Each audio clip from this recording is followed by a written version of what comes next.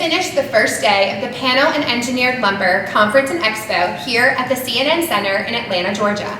I am Jessica Johnson, joined by my colleague Dan Shell, Senior Editor with Panel World. Hey, I'm a Senior Editor on Panel World too, go figure. Yeah. So Panel World hosts this conference every 2 years. We started the morning with a great producer-focused keynote session. All three of those producers have been featured in Panel World recently.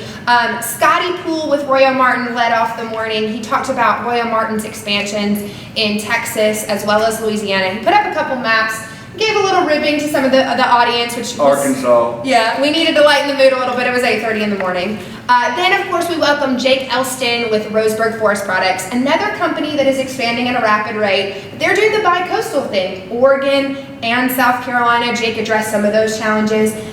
And then we had Vita Grofgrote with Swiss Chrono Group, also in the South Carolina.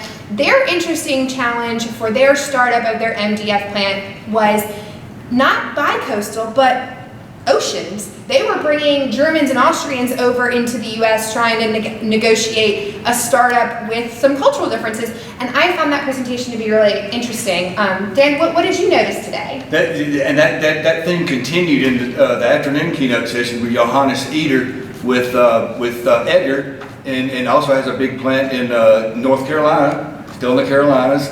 And some of the cultural instances they had when they were showing up from Germany and hiring people, and they said they're made a big goal of trying to hire as many local people as possible, even for some management positions.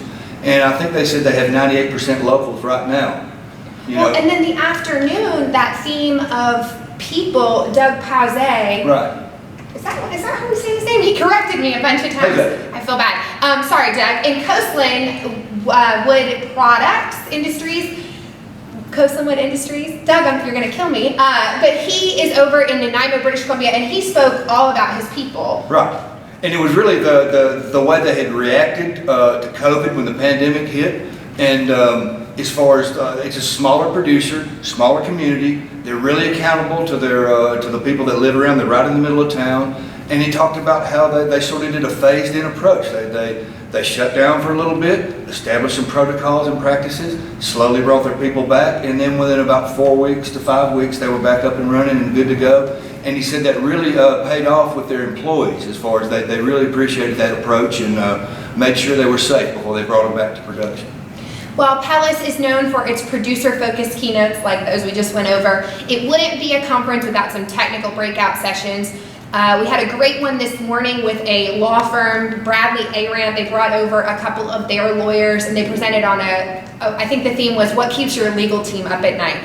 The big discussion that dominated that room was the legalization of marijuana in some states that are big forest products production states. We had some couple good questions in that session. They also touched on the fiberboard sheathing, building code compliance issues, as well as some dust control areas of liability on a legal standpoint.